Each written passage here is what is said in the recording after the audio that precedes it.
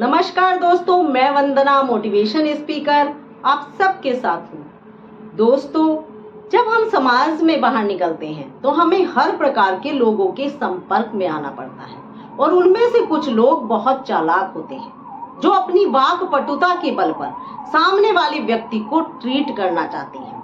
वह चाहते हैं कि सामने वाला व्यक्ति उनके अकॉर्डिंग कार्य करे। तो यदि कोई भी चालाक व्यक्ति आपके संपर्क में आता है तो उससे किस प्रकार से निपटा जाए, उसको किस प्रकार से ट्रीट किया जाए, मैं एक कहानी के माध्यम से आपको समझाना चाहती हूँ। एक बार एक गरीब किसान था। वह अपने खेतों में काम किया करता था। वह सुबह खेत पर जाता और शाम को घर वापस आता था। रास्ते में एक मिठाई की दुकान पड़ती थी। एक दिन जब वह किसान उस दुकान के आगे से गुजर रहा था तो उसे मिठाइयों की सुगंध महसूस हुई। वह दुकान के सामने रुक गया। उसके मुंह में पानी आ गया। उसको बहुत तीव्र इच्छा हुई कि वह मिठाई खरीदे और खाए। उसने मिठाई खरीदने के लिए जैसे ही अपनी जेब में हाथ डाला तो उसके पास पैसे कम थे। वह अपना मन मारकर घर की तरफ चल दिया। जैसे ही वह आगे चला तो पीछे से दुकानदार की आवाज आई कि सुनो भाई, कम से कम मिठाई के पैसे तो देते जाओ। तो किसान ने पीछे मुड़कर देखा और बड़े आश्चर्य से कहा कि मैंने तो मिठाई खरीदी ही नहीं है, फिर मैं मिठाई के पैसे कैसे दूं?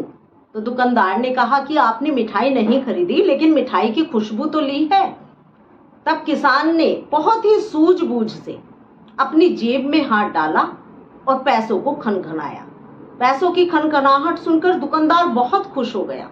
उसे लगा कि यह मुझे पैसे देगा, लेकिन वह पैसों को खनखनाकर आगे की तरफ फिर चल दिया। तब दुकानदार ने उसको रुकाया और कहा कि भाई, पैसे तो तुमने दिए ही नहीं।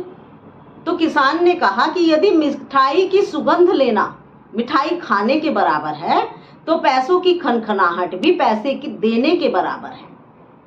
तब किसान का जवाब सुनकर दुकानदार का मुंह बहुत छोटा सा हो गया और दुकानदार चुप होकर अपनी दुकान में बैठ गया। किसान बड़े ही गर्व से मुस्कुराते हुए अपने घर की तरफ चल दिया। तो दोस्तों, यदि कोई भी चालाक व्यक्ति आपके साथ चालाकी दिखाता है तो वह हमेशा अपने फायदे के बारे में सोचता है। वह आपसे कार्य सिद्ध करवाना चाहेगा, आपको अपने अकॉर्डिंग चलाने की कोशिश करेगा।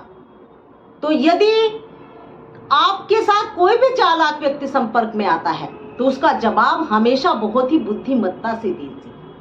अपनी सूझबूझ से उसके जानने की कोशिश कीजिए कि वह आपसे क्या चाहता है, क्योंकि एक बुद्धिमान व्यक्ति अपने सूझबूझ से कार्य करता है और एक चालाक व्यक्ति अपनी चालाकी से लोगों से काम निकलवाना चाहता है। यही अंतर होता है एक बुद्धिमान और एक चालाक व्यक्ति में।